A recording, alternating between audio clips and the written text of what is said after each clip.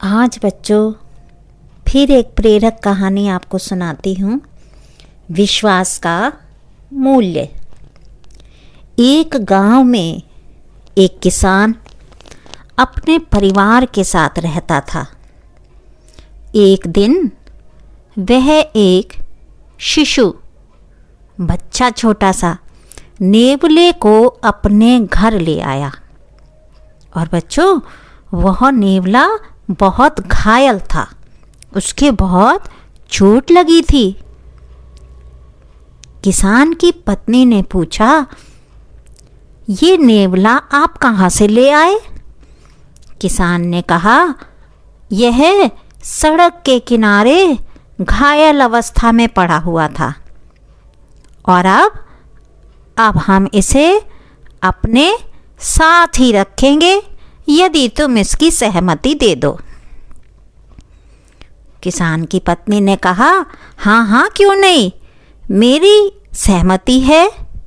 और फिर उसकी पत्नी पुत्र के साथ उस छोटे से शिशु जैसे नेवले का भी पालन पोषण करने लगी। बच्चों जल्द ही वह नेवला बड़ा हो गया, लेकिन किसान की जो पत्नी थी उसको हमेशा एक भय बना रहता था। उसे डर बना रहता था कि कहीं ये नेवला उसके बेटे को किसी तरह का नुकसान ना पहुंचा दे, उसको घायल ना कर दे, उसको चोट ना पहुंचाते। तो वो जो किसान की पत्नी थी ना बच्चों, उसने अपने इस मन के भय को, अपने मन के डर को किसान से कहा, अपने पति से कहा। तो किसान हंसता हुआ बोला कि यह सब तुम्हारा वहम है। नेवला बहुत वफादार होता है, नुकसान पहुंचाना तो दूर, वह तो किसी अन्य प्राणी या जीव को भी अपने रहते हमारे बेटे पर हमला ना करने देगा। एक दिन किसान की पत्नी उसे अपने पति किसान को खेत पर खाना देने गई। जब वह घर लौटी तो उसने बच्चों नेवले को घर के दरवाजे पर देखा। अब किसान की पत्नी को देखते ही नेवला खून लगा मुंह ऊपर करके उछलने लगा। अब वो तो किसान की जो पत्नी थी वो तो डर गई। और बच्चों ऐसा लग रहा था जैसे वो नेवला किसान की पत्नी को कुछ बताने की कोशिश कर रहा हो।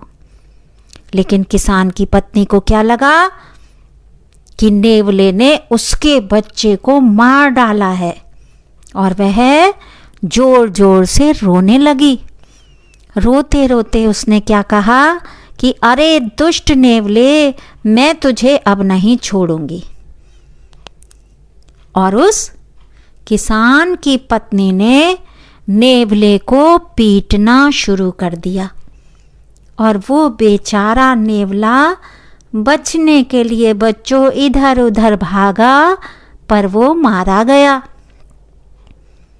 फिर किसान की पत्नी तेजी से दौड़कर अपने बेटे के कमरे में गई, पर वहाँ क्या देखा कि उसका बेटा आराम से सो रहा था, और उधर पास ही में एक मरा हुआ सांप पड़ा था।